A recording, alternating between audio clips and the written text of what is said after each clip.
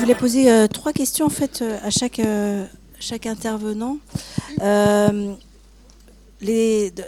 kétamine en fait occasionne aussi comme effet secondaire des. Oui, pardon, je suis pédiatre. Je suis pédiatre en CESAD très précoce et en CESAD neurodéveloppement. Et donc, je voulais savoir en fait, comme la kétamine aussi est pourvoyeuse d'hallucinations, enfin d'états psychotiques parfois, je voulais savoir si c'était une question de dose. En fait, on voit que elle peut avoir des effets à la fois antipsychotiques et psychotiques. Du coup, est-ce que c'était une question de dose employée? Et puis, pour la deuxième intervenante, je voulais savoir si la population des filles qui a une grande proportion de causes génétiques d'autisme, est-ce que c'était une population qui était identique à celle des garçons, puisqu'on voit que les filles sont sous-diagnostiquées avec des formes peut-être plus sévères. Donc je voulais savoir si c'était une population qui était appariée ou pas. Et la troisième question, c'était, je voulais savoir s'il ne fallait pas reconsidérer justement les tests diagnostiques de référence qui étaient quand même, enfin, je crois, il me semble, basés sur des échantillons de garçons. Est-ce qu'il ne faudrait pas reconsidérer du coup les tests diagnostiques avec une population peut-être plus représentative? Voilà. Peut-être que je réponds. Bon, c'est bon, pardon. Peut-être que je réponds sur la première question sur la kétamine. Oui, c'est une question de dose qui est utilisée, donc qui va de l'anesthésie jusqu'à des effets psychotomimetiques, voire effets antidépresseurs dans certains cas. Ou alors il faut être plus près. Il faut être carrément plus. Ça.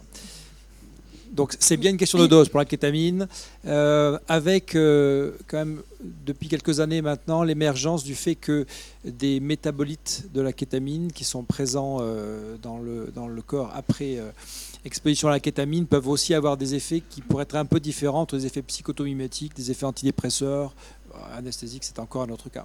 Donc oui, c'est une question de dose, mais c'est a priori pas aussi simple que ça, puisqu'on a une cascade de chimie qui pourrait avoir des effets secondaires spécifiques à certains états.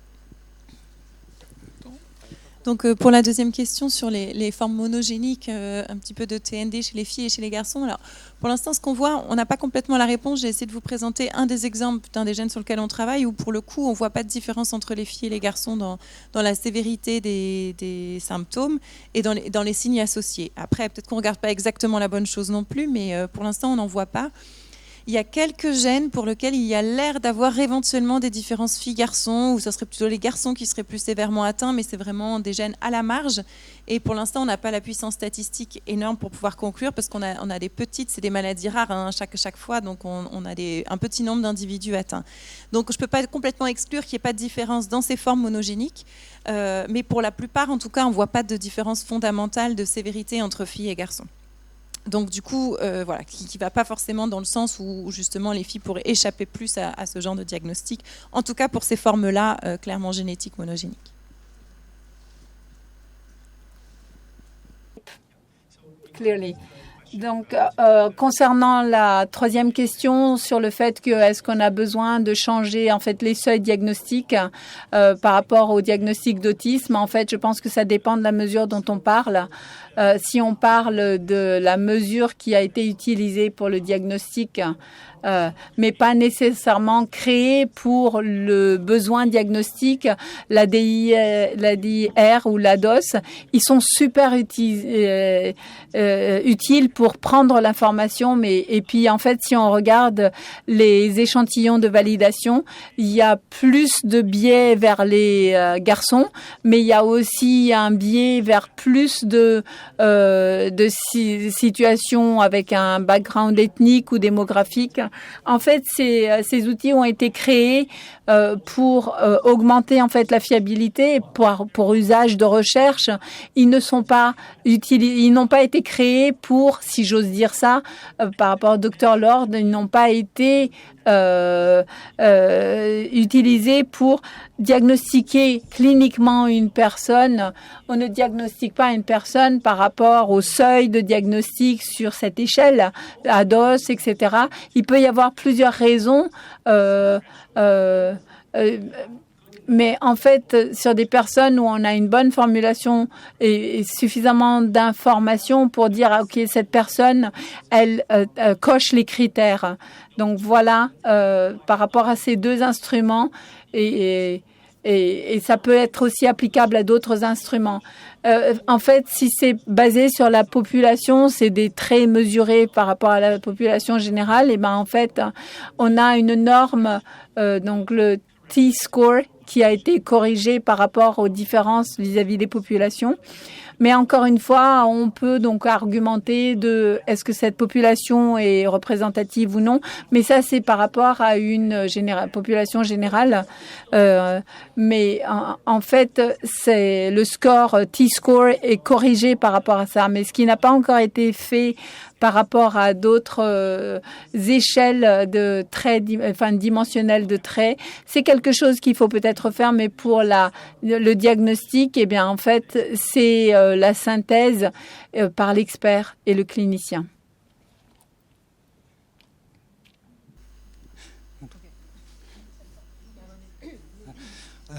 Bonjour, je suis René Cassou, je suis psychiatre. Et je voudrais poser une question au docteur professeur Lai. Dans les données du CDC, on a 4,5% de sujets autistes en Californie dans la dernière donnée. Et je voulais savoir si c'était un problème conceptuel de changement de paradigme pour l'autisme ou si c'est un manque de précision des critères diagnostiques.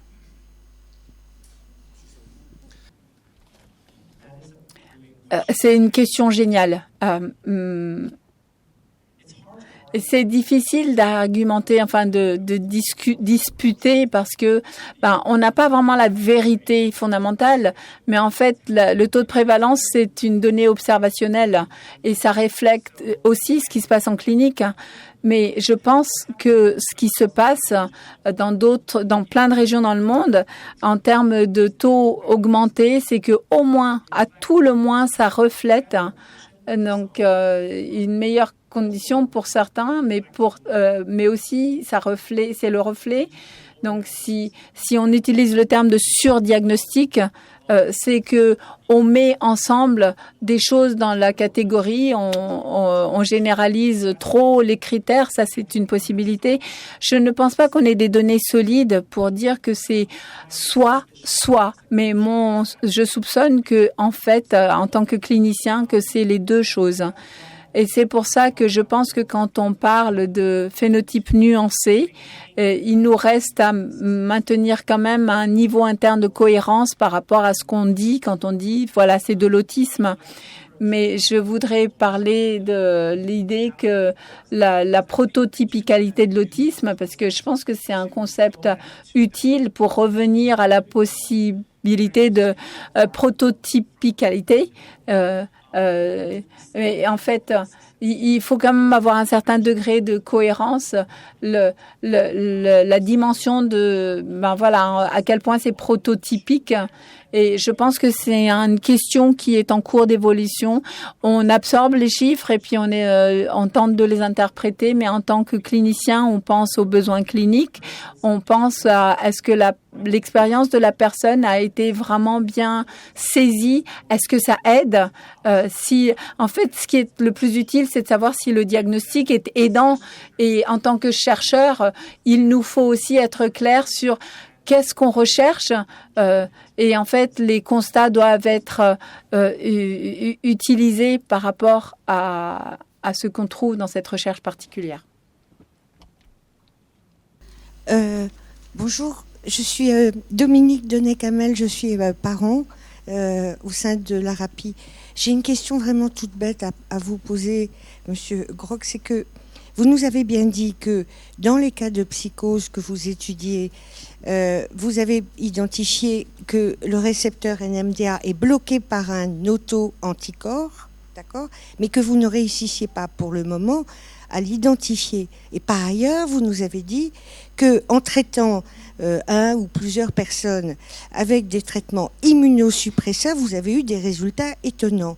Donc ma question, elle est double. Elle est on n'a donc pas peut-être besoin d'avoir l'identité spécifique de ces auto-anticorps, puisqu'il y a des traitements qui existent par ailleurs. Et la deuxième chose, c'est bien sûr que ces traitements sont peut-être accessibles à beaucoup de psychiatres, beaucoup de personnes, et que donc combien ils existent, ils sont pas dangereux, ils ont été validés. Donc quand ce type de traitement pourra-t-il être accessible? Voilà, c'est profane, hein, ma question elle est profane. Elle est, si je peux me permettre, pas du tout profane, elle est essentielle. C'est une question absolument fondamentale. Alors je voudrais juste revenir, avant de répondre à votre point essentiel là, sur les traitements, sur le mécanisme.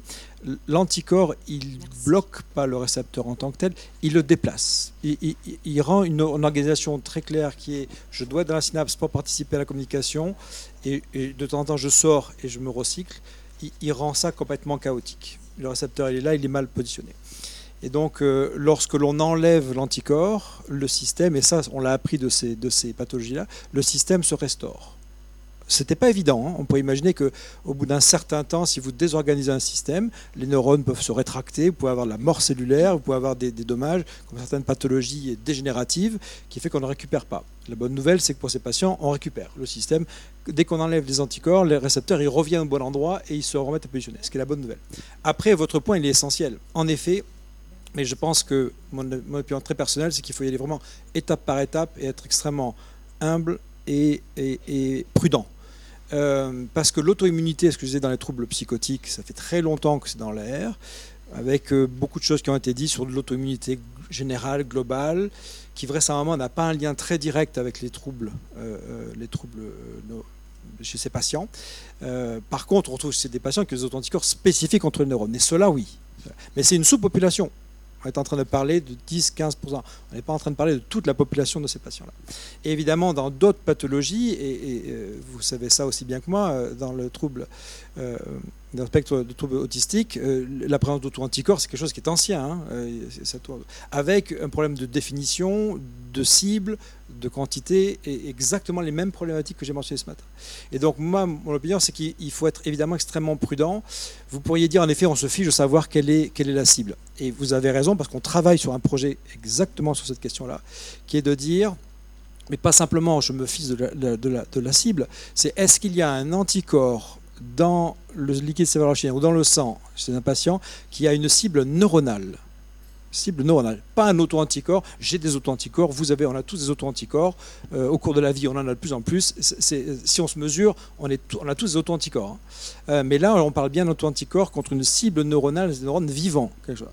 Et quelque part, vous pouvez dire, je me fiche de savoir si c'est le NMDA, le B, le C, le D, le D. Éventuellement, s'il est pathogénique, je peux à ce moment-là basculer vers un traitement, une immunothérapie chez ces patients, qui est un traitement utilisé au quotidien dans le laboratoire. Ce n'est pas non plus de l'aspirine. Voilà, il y a un coût bénéfice-risque qui est présent quand même, surtout avec certains types, mais qui est en effet présent et qui est efficace. Donc moi, mon point, c'est que je pense qu'aujourd'hui, le domaine est à un moment où il faut qu'on avance par étapes et par sérieux de vraiment définir est-ce qu'on a les moyens de détecter la présence d'anticorps spécifiques contre des cibles neuronales ou gliales, peu importe, des cellules du cerveau. Et si oui, est-ce qu'on peut proposer des traitements immunothérapie? La réponse en ce qui concerne est oui. Mais aujourd'hui, sur ce premier aspect-là de détection des anticorps spécifiques ou non spécifiques, on n'est pas encore, on n'a pas encore tout à fait toutes les méthodes. Donc l'erreur, à mon avis, serait d'aller trop vite et d'aller dire de toute façon, on se teste tous, et puis de toute façon, au risque, on se fait tous une immunothérapie, hein, et puis au cas où, ça serait la mauvaise façon de faire. Je pense que ce serait vraiment... La bonne nouvelle, c'est que ça avance vite. Cette révolution qui a démarré avec ce couloir de l'encéphalite, des psychoses auto-immunes qui démarre, va peut-être, je dis bien il faut être humble, je ne sais pas, va peut-être s'étendre à d'autres catégories de pathologies en définissant des sous-populations. Des sous-populations, pas des populations. Des sous-populations qui pourraient être intéressées. on est là, mais il faut aller par étapes. Et il faut pas simplement dire un auto-anticorps, on en a tous. Il faut vraiment aller rechercher un auto-anticorps pathogénique contre des cibles neuronales. Donc je pense qu'on est à ce moment-là à la croisée des chemins. Dans 5 ans, je pense que mon discours sera différent parce qu'on aura avancé.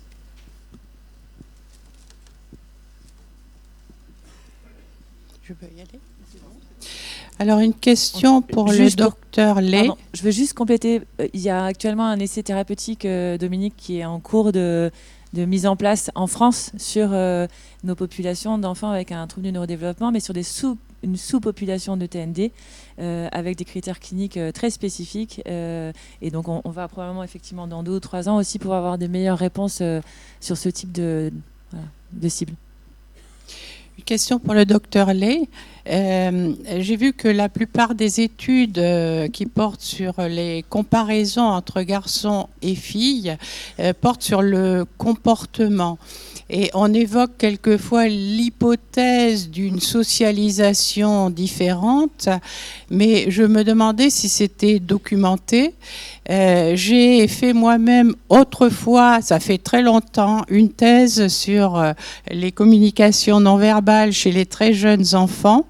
Et j'avais montré qu'il y avait des différences garçons-filles, avec les filles qui regardaient beaucoup plus le visage, alors que les garçons étaient beaucoup plus dans l'action.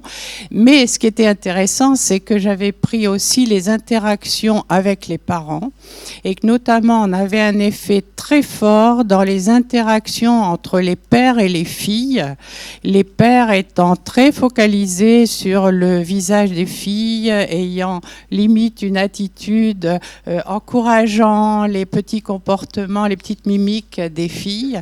Et ça, c'était un effet très très fort. Alors, je me demande s'il peut y avoir le même type d'effet et s'il y a des études qui ont été faites sur ça dans l'autisme.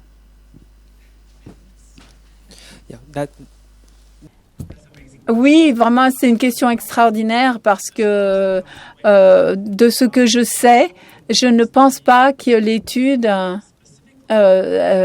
sur spécifiquement en fait la caractérisation comportementale aille en profondeur, à cette profondeur.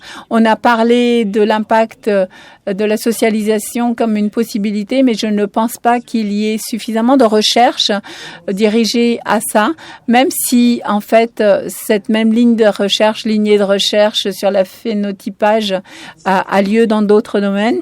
En fait, j'aimerais avoir cette étude, c'est mon rêve. J'aimerais encourager tout le monde à inclure en fait l'environnement, la partie interaction personnelle dans notre phénotypage futur ou notre caractérisation comportementale de l'autisme, parce que je crois qu'à ce jour, on a peu de données là-dessus, pas si... Et il y a aussi une autre question, en particulier dans la littérature plus anglophone, qui concerne le fait que historiquement, et pour les bonnes raisons, les gens ont essayé de s'écarter, de renforcer en fait la notion que l'interaction parent-enfant renforce ou cause l'autisme. Mais peut-être il y a peut-être un évitement inconscient d'éviter en fait par rapport au phénotypage, parce que on peut en faire une interprétation erronée et mettre une causation. Et ce que je voudrais dire, c'est que ce qui a été démontré comme étant aidant dans les interventions précoces, par exemple, en fait, l'ABA qui renforce en fait les intérêts de l'enfant et utilise ça pour interagir.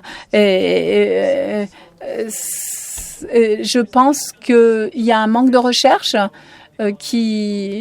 par rapport à la recherche développementale en psychologie, par rapport à la socialisation et puis l'impact sur le comportement, sur la caractérisation de l'autisme sur le plan longitudinal. Ce que je veux dire, c'est qu'on a besoin de plus de recherche pour avoir plus de données empiriques sur la socialisation et pour savoir comment ça impacte en fait la présentation comportementale. Et je vais m'arrêter là, et je pense qu'on a besoin de plus de recherche. Bonjour, Andréane Tchourdoki du CRA de Bordeaux.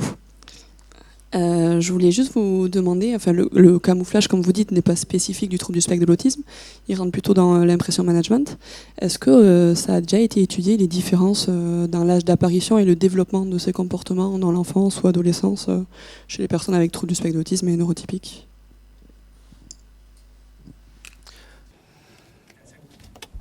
Encore une question brillante, extraordinaire.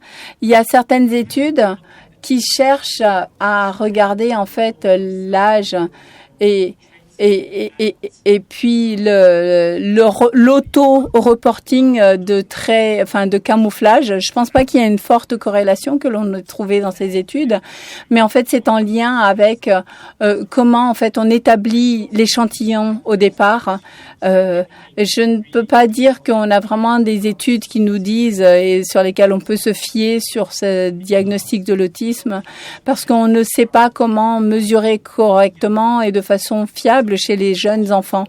Et en fait, on ne sait pas comment le même concept peut être apprécié et mesuré sans le self-reporting, l'auto-reporting. Et la clé, je crois, c'est qu'on est encore au stade préliminaire de la recherche de la cohérence entre les manières de mesurer sur les différentes étapes de la vie.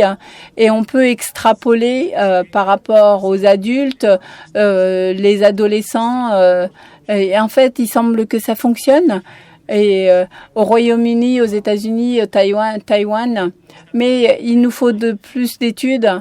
Mais extrapoler ça vers les âges un peu plus précoces de la vie, je crois que Dr. Laura Hart est en train de créer une version qui inclut en fait les parents, les soignants, et qu'on passe un peu plus sur les âges un peu plus précoces. Et puis il va falloir aussi regarder les études longitudinales pour voir comment c'est corrélé au cours du temps. Il y a encore quelques étapes à franchir. I am Jacqueline Nadel. Emeritus Research Director at the CNRS. Et donc, ma question, c'est sur l'imitation. L'imitation et être imité. Imiter et être imité, on a montré que ça, c'est vraiment des systèmes authentiques de communication et qui sont merveilleusement efficaces, en particulier chez les nourrissons et chez les personnes non verbales. Qui ont un TSA. En parlant d'imitation, on parle de camouflage et on fait semblant d'être normal. Mais comment est-ce que vous différenciez ces différentes formes et fonctions de l'imitation et quel type de mesure est-ce qu'on utilise?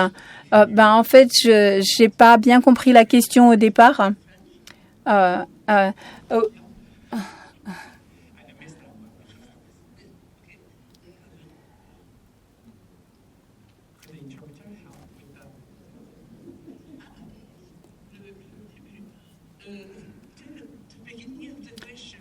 So the beginning of the question, ask her to speak in French and I will translate. Please ask her to speak in French.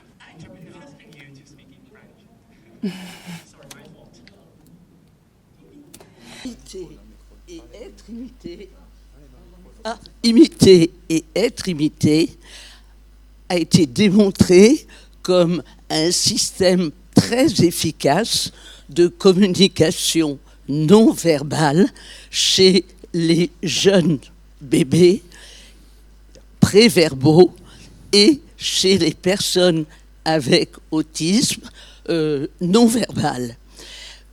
Vous parlez d'une forme d'imitation de type camoufling et de type pretending to be normal.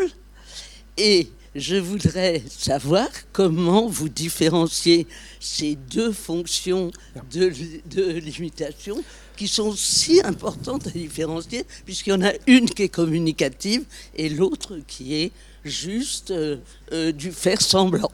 Voilà. Merci. Yeah, appreciate that. Donc, en fait, je pense que l'idée, c'est que l'impression management ou camouflage, c'est à un plus haut niveau ou c'est un type d'imitation plus complexe. Et en fait, il y a beaucoup de types d'imitation que la recherche a étudié chez les enfants avec autisme. Mais en fait, ils sont relativement moins complexes que de faire semblant. Le faire semblant de parler, faire semblant de parler comme les autres dans une conversation, c'est en fait imiter une série d'actions, imiter un comportement dans une interaction sociale. En fait, c'est ça qu'on appelle camouflage de la part des personnes autistiques. C'est beaucoup plus complexe et beaucoup plus dynamique. Et en fait, ce qui se passe, c'est que les gens essayent de copier des choses et ils les mettent en œuvre d'une manière un peu scriptée, c'est-à-dire selon un protocole. Et en fait, les gens qui disent que la pratique, en fait, des gens qui disent que ils suivent un protocole, un script de conversation qu'ils suivent, et ils essaient de faire en sorte que ça ressemble à du naturel. C'est de l'imitation, mais c'est une forme complexe d'imitation. Et le challenge, en fait, c'est quand ça marche pas bien. Et par exemple, j'ai une impression d'une femme autiste avec laquelle j'ai pu parler. J'ai eu la chance de lui parler il y a 10 ans et elle m'a dit que, en fait, pendant les cocktails, dans les fêtes, elle a appris beaucoup en copiant à la télé ou au cinéma ce que les gens font pour poursuivre une conversation. Mais quand elle se retrouve dans un cocktail, c'est la pire situation parce qu'elle peut pas s'ajuster rapidement quand elle est dans le bain d'une situation réelle. Ça, c'est quelque chose que j'ai appris et je pense qu'il y a une différence entre l'effort qu'il faut mettre et la complexité. Mais je suis tout à fait d'accord que pour les gens qui sont sur le spectre, qui veulent gérer ou faire de l'impression management ou le camouflage, en fait, des capacités d'imitation sont nécessaires parce que c'est pas vraiment quelque chose qui ne concerne que les gens qui sont sur le spectre de l'autisme, mais il y a des personnes qui sont autistes qui ne le font pas et des personnes qui aimeraient mais qui n'y arrivent pas. En fait, je pense que c'est une composante nécessaire de l'impression management, mais ça n'est pas suffisant. Bonjour, Dr Mio, gériatre à Montpellier. J'avais une remarque et une question pour vous tous. Sur la question de la communication en fonction du genre, on a possibilité de mesurer la communication sociale en mesurant la synchronie sociale et notamment la synchronie motrice en étudiant l'embodiment, dont il a été montré que c'était altéré dans l'autisme. Et il y a des publications toutes récentes de cette année qui ont montré qu'en fonction de la dyade qui testait cette synchronie, on avait un effet de genre avec une meilleure synchronie lorsque on est sur des gens neurotypiques, là pour le coup, une meilleure synchronie quand on avait des dyades avec une femme et souriante. Et désolé messieurs, mais les hommes souriants, ça ne marchait pas. Donc peut-être qu'il faudrait qu'on évalue aussi ça chez nos patients autistes, jeunes ou adultes, pour voir si on a aussi un effet de genre sur ces tests d'embodiment et derrière éventuellement envisager des réhabilitations un peu plus personnalisées. Après, sur la question de l'auto-immunité, en gériatrie, on observe une augmentation de l'auto-immunité de manière générale chez les sujets âgés. Et sur la consultation gériatrique dédiée, on observe plus de manifestations cliniques suspectes d'auto-immunité chez nos patients TND, des pelades, des arthrites, dont il est parfois difficile de caractériser le caractère auto-immun, mais néanmoins, c'est fortement suspect. Donc, est-ce qu'il y aurait éventuellement des spectres d'auto-anticorps à réaliser, sachant que en tant que gériatre, on dit toujours à nos internes, ne faites surtout pas les auto-anticorps si vous ne savez pas ce que vous cherchez, sinon vous risquez d'en trouver un chez le sujet âgé. Donc du coup, ça pose question de savoir s'il faut le faire ou pas quand on est spécifiquement chez un adulte TND. Et sur la question du genre, on a noté sur notre toute petite cohorte phare qu'on avait un effet de genre sur la multimorbidité et la fragilité, avec des profils de multimorbidité particuliers, notamment endocriniens, ce qui pose question sur la façon de suivre ces femmes qui avancent en âge. Et alors, on n'a pas de recul suffisant et pas un échantillon suffisamment grand, mais on se pose sérieusement la question d'un vieillissement particulier et peut-être même un peu plus accéléré encore chez les femmes. Là encore, est-ce qu'il y aurait, pareil, des conseils cliniques et puis ensuite de recherche à appliquer pour ces populations particulières? Wow. Some question. Alors, je vais essayer de répondre à certaines de vos questions. Sur l'effet de genre, sur la synchronisation, je pense vraiment qu'il faut qu'on fasse plus là-dessus parce que le phénotypage comportemental, à ce stade, il n'y en a pas assez dans notre champ de recherche, mais je pense que sur d'autres observations, ça pourrait être sur le suivi de regard, la mesure de la synchronie, en fait, le langage moteur, etc. D'un point de vue de la mesure, c'est nécessaire, et d'un point de vue analytique, si on veut dire des choses par rapport au sexe ou au genre et leur effet, et d'avoir une fiabilité statistique, il faut qu'on s'assure d'avoir en fait la distribution sur l'échantillon.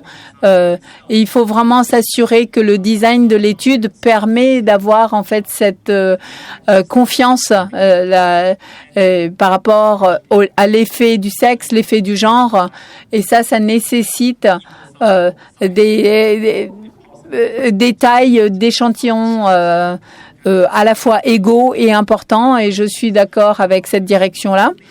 Et puis sur le sujet de la multimorbidité, j'ai la même expérience du fait qu'il y a beaucoup de choses. Il y a beaucoup de problèmes spécifiques au sexe qui reviennent sur notre population TND, particulièrement chez les femmes autistes. Et beaucoup de syndromes prémenstruels, problèmes d'humeur qui sont liés avec tout ça. On a des taux plus importants de ces problèmes qui sont en lien avec des soucis endocriniens chez des femmes autistiques, plus que chez des femmes non autistiques. On sait qu'on a ça à prendre en charge. On ne sait pas pour l'instant si on a des manières spécifiques, et moi aussi je suis en train de batailler, et il faut que je collabore avec mes amis gérontologues, mes amis gynécos, qui ont conscience qu'il y a une probabilité plus forte de ces soucis chez les femmes qui ont un autisme, mais pour un traitement spécifique de la mortalité, je pense qu'il faut développer plus la recherche. Pour l'aspect auto-immunité, en effet, chez les patients âgés, je pense que votre conseil est le bon. Parce que si vous commencez à chercher des auto-anticorps, vous n'allez pas en trouver un, mais vous allez en trouver beaucoup. Et il y a même des études qui ont été faites sur les auto-anticorps anti-NMDA spécifiquement, et où on voit en effet une prévalence qui augmente avec l'âge, à peu près comme tous les auto-anticorps. Ce que je n'ai pas dit, pour simplicité tout à l'heure, c'est que parmi les auto-anticorps, on a en plus aujourd'hui des évidences pour montrer que certains vont être très pathogéniques. Alors on ne sait pas pourquoi, affinité, avidité, et certains peuvent l'être beaucoup moins. Et donc ce qui émerge au fur et à mesure, c'est qu'au cours du vieillissement, de toute façon, on a une auto-immunité qui monte, et éventuellement on va produire des anticorps qui seront vraisemblablement pas pathogéniques dans le sens des présentation clinique que je vous montre là. Après, si c'est un patient qui à un moment donné a des changements comportementaux cliniques que vous voyez brutaux entre guillemets, vraiment un changement auquel vous suspectez, il y a d'autres manifestations auto-immunes, là oui. Là, évidemment, il y a une suspicion forte. Mais simplement le fait qu'au fur et à mesure, il y a des multiples stigmates, arthrite, arthrose et autres, je ne pense pas que ça, en tant que tel, soit suffisant pour aller suspecter un auto-anticorps pathogénique qui aura un impact sur le... Donc je pense que la stratégie est la bonne, ça ne sert à rien d'aller les chercher, vous en trouverez, mais je ne suis pas certain que ça aide vraiment sur l'aspect clinique. Et donc pour la dernière question sur le profil particulier des filles au cours du vieillissement, alors je ne sais pas si la question c'était les filles avec TND qui vieillissent de façon particulière. Je pense qu'effectivement là les hormones s'en mêlent de façon un peu plus globale. On n'a pas parlé, moi j'ai pas parlé des hormones féminines dans ma présentation, mais là clairement pour ce qui est vieillissement, il y a une implication. On sait que c'est toutes les hormones féminines et masculines peuvent jouer un rôle dans les neurones, dans leur survie, etc. Donc il y a clairement quelque chose. Quand on regarde les maladies neurodégénératives, on a des biais de sexe dans certains, parfois dans l'autre sens par rapport au neurodéveloppement, avec plus de filles atteintes.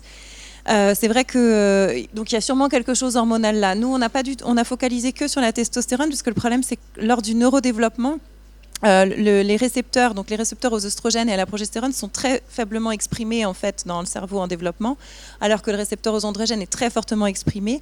Et puis on a ces 2 pics de testostérone qui vont être spécifiques des fœtus masculins, alors que finalement tous les autres fœtus vont être imprégnés d'hormones féminines, on va dire, pendant la grossesse. Donc c'est pour ça que pour le neurodéveloppement, on ne peut aborder cette question et il nous intéressait plutôt de regarder l'effet de la testostérone que des autres hormones. Après, pour le vieillissement, alors là, il faut regarder les autres et il y a sûrement évidemment un rôle des hormones féminines là-dedans, dans la différence filles-garçons.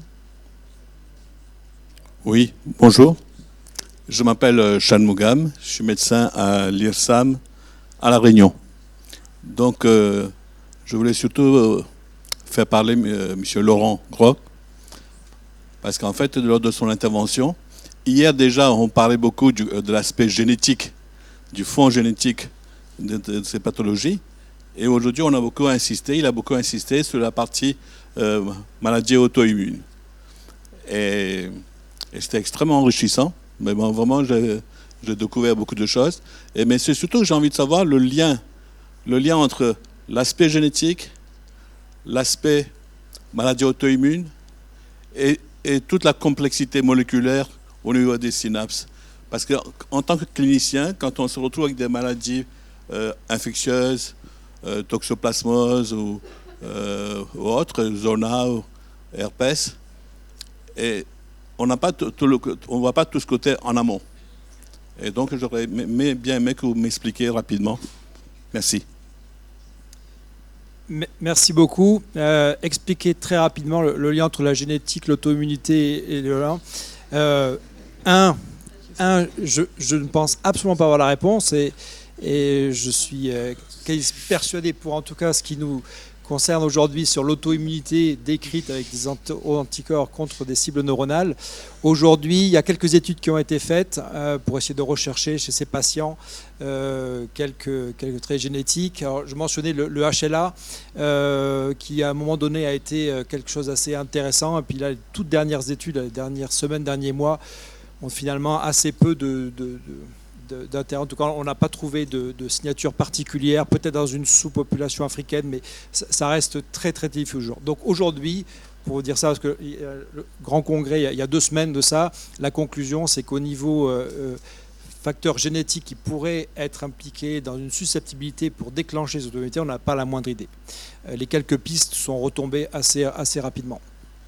Après, ce que je veux dire, c'est qu'on sait qu'il y a, je mets de côté les tumeurs, qui sont tératomes, ovariens, mais après on sait qu'on a vraisemblablement une forte implication d'infection virale, herpès mentionné, toxoplasmose. Il y a plusieurs lignes qui montrent qu'on a des terrains là qui favoriseraient le développement d'auto-immunité avec des cibles neuronales en particulier, et qu'on retrouve des différences en fonction de certaines populations africaines, asiatiques et caucasiennes pour certains cas.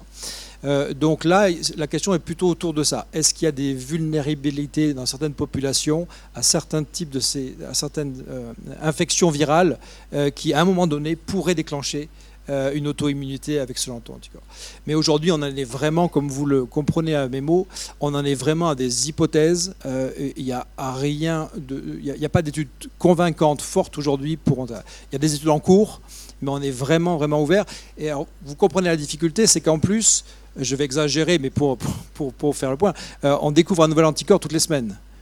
Donc vous imaginez, alors, puis au début, on a quelques patients dans le monde, et puis il y en a une centaine dans le monde, et puis 2 ans après, on en a 5000. Et bien, donc en fait, on découvre, et au fur et à mesure, on comprend, on collecte les échantillons, et on essaie d'avancer sur l'aspect génétique. Donc c'est en mouvement. Très sincèrement, je ne me risquerai pas à faire plus de commentaires parce que on ne sait vraiment pas, s'il y a un terrain génétique particulier pour certains de ces patients, certains types d'encéphalite à certains âges particuliers. Aujourd'hui, je pense qu'on n'a pas la moindre idée de ce point-là. Désolé, mais je peux pas répondre.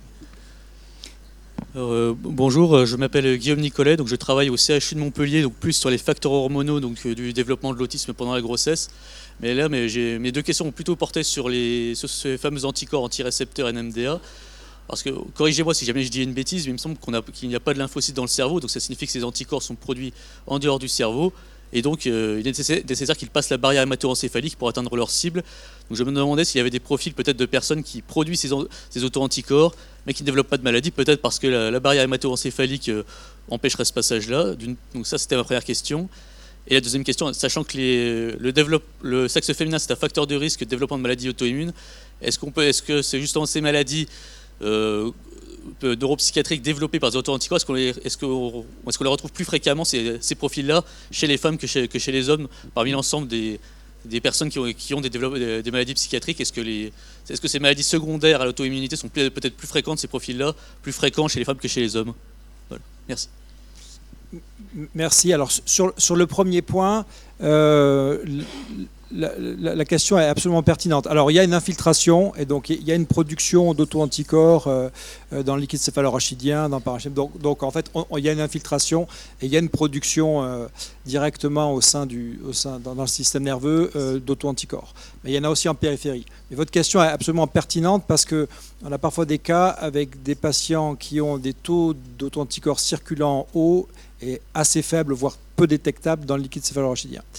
Et donc la question se pose, est-ce que ces auto-anticorps passent? La réponse est oui, mais en quelle quantité? Ça, c'est très difficile à définir. Et surtout, on a réussi à voir qu'il y avait des patients qui avaient vraiment un problème au niveau de la barrière hémato-encéphalique, avec vraiment une porosité forte, et là on voyait une pénétration importante, alors que d'autres n'avaient pas ça. Pour compliquer la chose, ce que je n'ai pas dit, le récepteur NMDA, je vous l'ai dit dans la synapse, il est très important, super, sauf que je vous ai un peu brossé un tableau un peu simpliste, parce que le récepteur NMDA, vous en avez à peu près partout dans votre corps. Vous en avez dans le cœur, vous en avez dans le rein, vous en avez dans le pancréas, vous en avez sur toutes les cellules endothéliales des vaisseaux. Donc en fait, l'auto-anticorps, il a trouvé un moyen malin, c'est que pour rentrer plus efficacement dans le cerveau, il a des récepteurs NMDA sur les vaisseaux. Il se lie, il se fait rentrer dans les cellules et il ressort de l'autre côté. Et donc, parce que le récepteur NMDA, vous l'avez dans le pancréas. Il y a des études très, très intéressantes qui montrent que s'il est mal activé, c'est relié à des phénomènes de diabète, etc. Donc, ce qui nous ramène aussi au point, si je peux me permettre une seule seconde, au point du fait que quand vous avez des anticorps circulants, vous allez avoir des altérations cardiomyocytes, vous allez avoir des altérations tout simplement parce que la cible, elle n'est pas que dans le cerveau. Et ce qui est vrai pour beaucoup d'autres cibles. Ce qui montre un tableau cohérent, en fait. Quand on réfléchit, quand on regarde l'ensemble, c'est tout à fait quoi. Sur votre deuxième point, si j'enlève l'aspect tumeur ovarien évidemment, et on regarde, on a à peu près autant d'hommes que de femmes sur le lien entre l'auto-immunité et les troubles psychotiques. Oui, alors ça c'est connu bien. Si vous avez une maladie auto-immune, vous avez, je crois, 45 à 50% de gens en plus de développer un trouble psychotique dans la vie. Donc ça c'est connu depuis très longtemps. On sait qu'on a ce lien-là. Mais là, je parle spécifiquement d'auto-anticorps contre une des cibles neuronales. Aujourd'hui, on n'a pas vraiment ce recul pour voir si, plutôt chez des hommes ou chez des femmes, avec un terrain et une présence déjà de maladies auto-immunes, on déclenchera plutôt tel et tel type d'auto-immunité.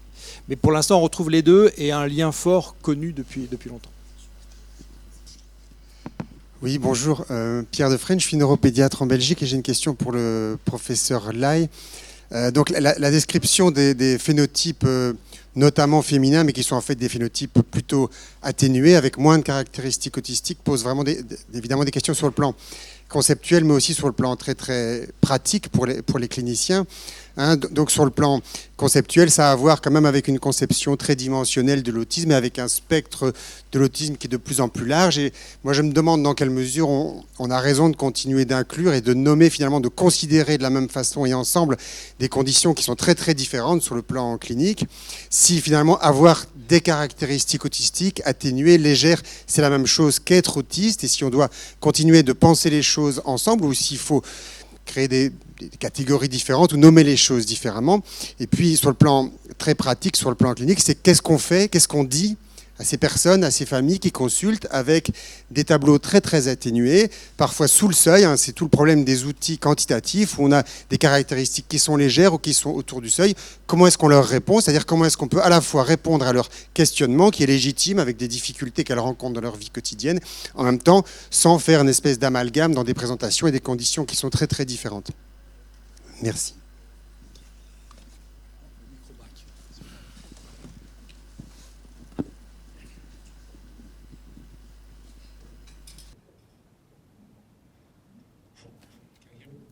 Est-ce que vous m'entendez? Oui, merci. Merci. Oui, ça c'est la question. On n'est pas la première génération à se poser la question d'avoir changé de concept.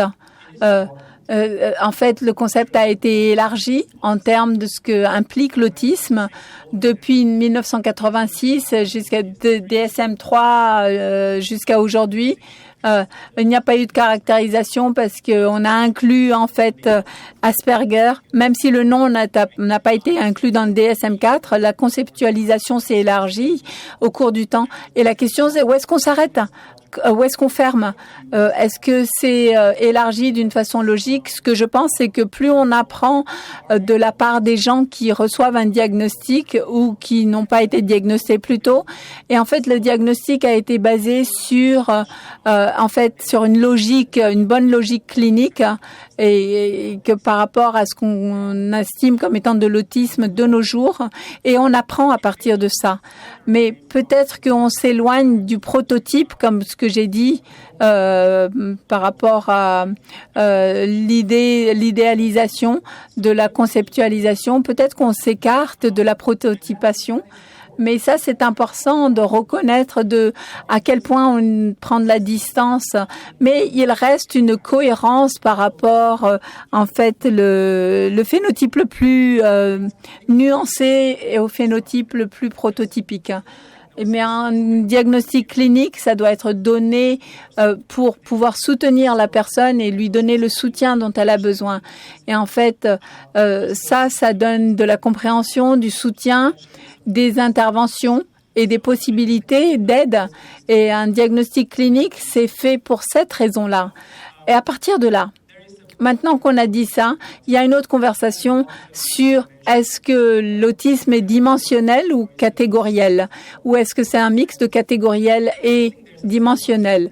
Je pense qu'il n'y a pas une réponse simple parce que si on reconnaît que c'est une dimension, mais si on dit que que le diagnostic clinique n'est que les extrêmes d'une catégorie, eh bien en fait c'est pas trop aidant.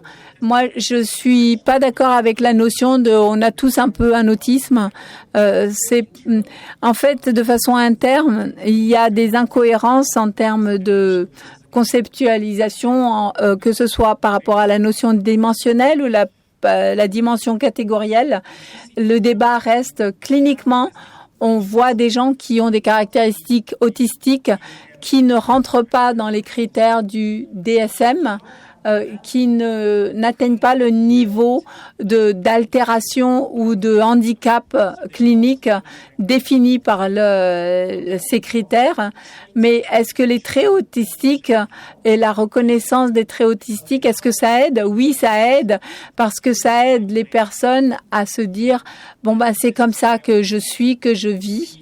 Et c'est comme ça que je suis et la manière dont je me conduis, même si je ne touche pas les critères, que je rentre pas dans les cases. Voilà, ça, ça peut aider à ça peut aider à comprendre pour la personne elle-même, qu'elle se comprenne et que les autres la comprennent, même si on n'a pas de diagnostic clinique, et que cette personne-là sera identifiée à un moment donné comme autiste ou neurodivergente. Et ben ça, c'est une autre histoire. Voilà, c'est mon point de vue personnel, mais c'est comme ça que j'essaye de trouver en fait une harmonie entre les différentes perspectives.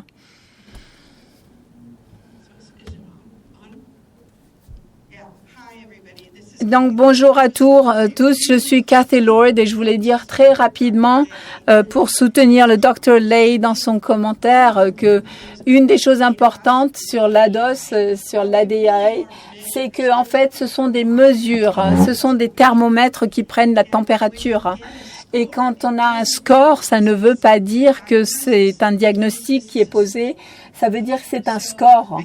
Et je pense que vraiment, on compte sur les cliniciens pour utiliser en fait leur logique pour se dire quand vous voyez quelqu'un qui vous semble clairement présenter de l'autisme, quel que soit si le concept d'autisme va les aider à se comprendre elles-mêmes, vous pouvez poser ce diagnostic, vous pouvez leur donner l'information et parce que c'est comme recevoir en fait un thermomètre qui dit en fait cette personne elle est assise à côté du radiateur ou alors cette personne vient de courir pour venir dans mon bureau ou alors cette personne a une énorme fièvre et en fait ça nous aide à calibrer des scores de sévérité pour avoir un score en fait qui permette sur un manuel publié, c'est quelque chose un cadre global, mais en fait vous pouvez avoir un score séparé. L'idée en fait